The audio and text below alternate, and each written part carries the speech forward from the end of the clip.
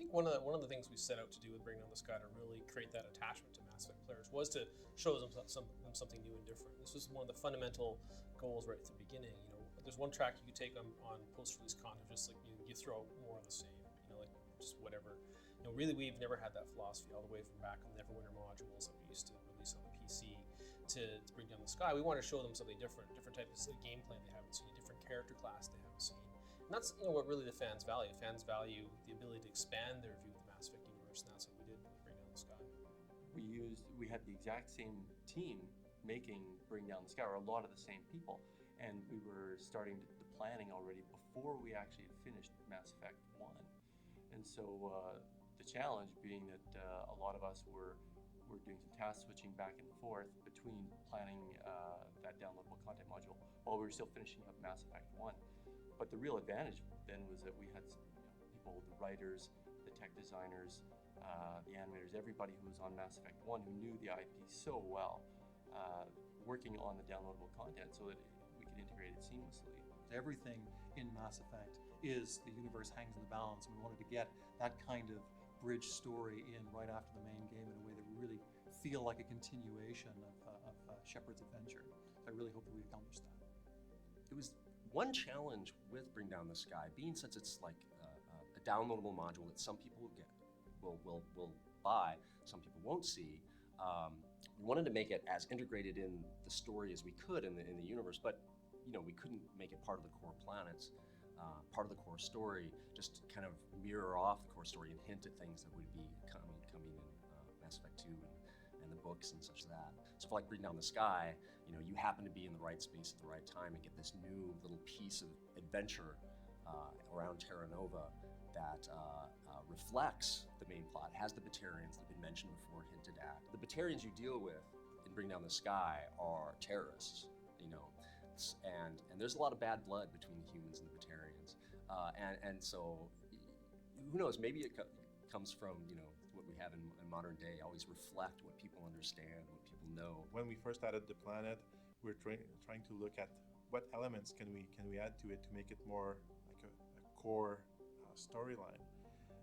And that's when we thought about using the Batarians, the great villains of Mass Effect that had been introduced in the Revelation book. It all started from there. It's like, how do we make them the big villain? And right now, of course, we live in a world where the big villains are the terrorists, right? Like it's no longer the East versus the West and the Cold War. So we wanted to use that to drive how bad these people were, just killing for the sake of killing civilians. I think the setting that we had of being an uncharted world, it needed to be this planet. We used an asteroid in that case.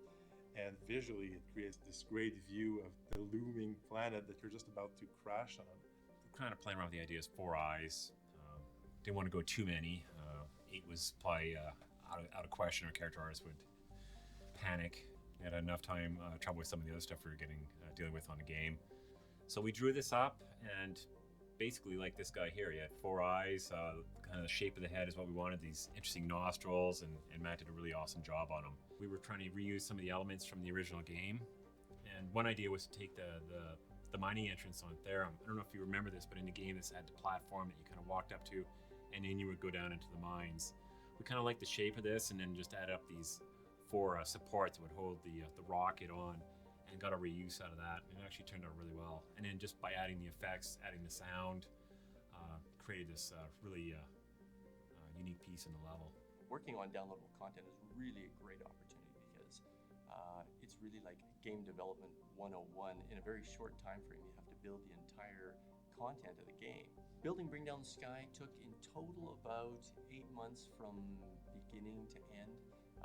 There's a lot of planning at the beginning, so that doesn't, it's not all heavy development time. But planning started before Mass Effect actually had finished and we had actually released it. So we knew we can kind of add some interesting challenges to the module, and it kind of opened us up to kind of do a little bit more maybe difficult fights, add some new interesting puzzles. So it's kind of a challenge to us as designers to come in and try to come up with some new ideas. We knew that we couldn't have a code patch, so we're still living within the code base of the first Mass Effect, and it was really fun to kind of try to figure out what could we do new. So we came in and tried to make some more interesting Mako combats. We had like turrets with shields that could kind of make make it so that you can cheat from long distances and snipe them from far away. Had a little minefield. Tried to soup up the combats a little bit with the Batarians. Try to give them a little bit of flavor, giving them like they have their own war dogs. We try to get some more dialogue that they could be talking in the combats, give them some personality. You'd hear Release the Barons, and you go like, okay, you're gonna have to deal with some melee creatures coming in on you. That was a lot of fun.